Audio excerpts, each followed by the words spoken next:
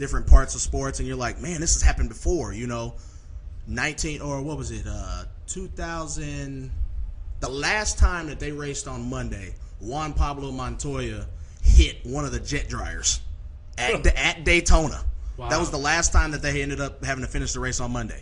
Wow. And he was hospitalized and all that other stuff. It's like, okay, Mondays aren't good for the Daytona 500, Yeah, we'll and then skip that. 19 years ago, you had Dale Earnhardt. So it's just rough, man, But, I mean, to tell you guys how much the safety is, Denny Hamlin went on and celebrated. I mean, he did a burnout. He did everything, not knowing what was going on with his buddy Newman because of the safety stuff that they've put in these cars. I mean, he came out and said it. I had no idea how bad it was until I got done doing my burnout, and they hadn't gotten him out of the car yet, and they were still down there working on him. So, I mean, it's rough.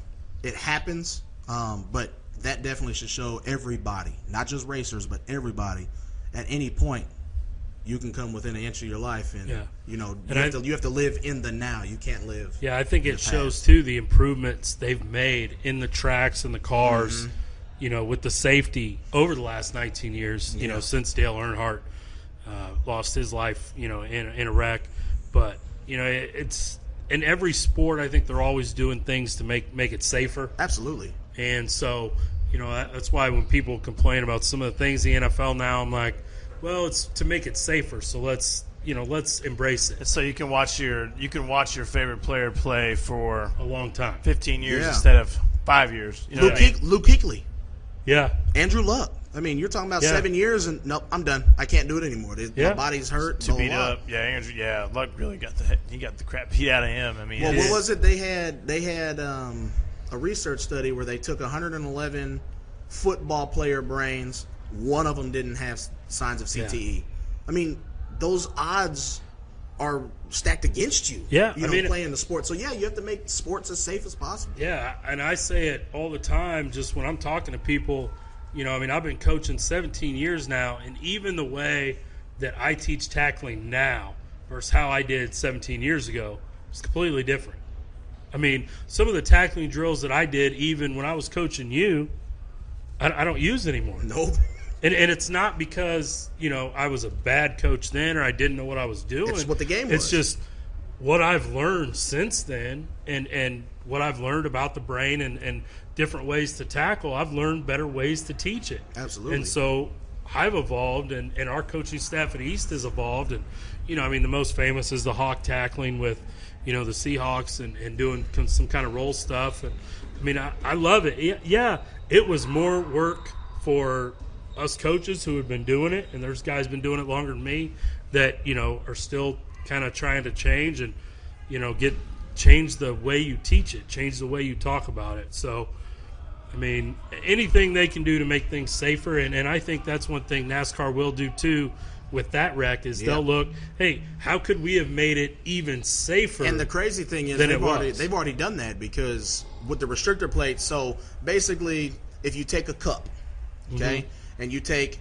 a smaller cup and put it over the top of that one, that's basically what a restrictor plate is. It only allows so much air intake into the engine, and that's where they get their horsepower from. So over the last 2 years, they've gone from 740 horsepower to just over 500 horsepower. So that's going to slow you down. The restrictor plates are now meant to make the car go slower, which is where you get your drafting, all that stuff. That's why the speeds, they did a test without a restrictor plate because there's other races now that they don't do it. They run a tapered plate to allow a little bit more air. They did it without one. It was Kurt Busch. He ran 3 laps at Talladega and got up to 228 miles an hour. We're done. Car needs to go to the garage. We're not. That experiment is over. So they're taking the strides to it. I just don't know. When you have 10 cars pushing, I don't see how you can make it any safer. At those super speedways. Take the super speedways out of it, but you can't. Talladega, Daytona, there's too much history to take those out. So yeah, I don't really see how much safer they can go. Yeah, lots of hoops going on here behind us in the Hy-Vee arena. But you guys got anything else you want to hit on? I don't think so. It's been kind of a good week. I could probably talk about XFL for like 10 hours straight. Yeah. Just football in general. Yeah. So, well, Gritty, thanks for coming in today. Yeah, no problem. Thank you, sir. Helping us out. Always good to talk to you. And, we gotta mention, your partner, Brian, was unable to make it. We'll have him in. The Awesome time. Voice. Yeah, the Awesome Voice.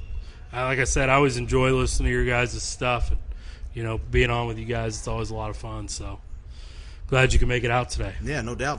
Vice versa. I mean, this is the first time I've been in Hy-Vee Arena / Kemper Arena. Yeah. So, I mean, it's a great experience.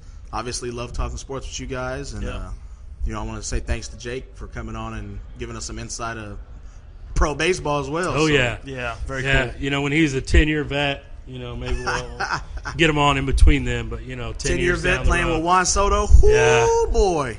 But, always also remember if you need a DJ for an event, DJ Showtime.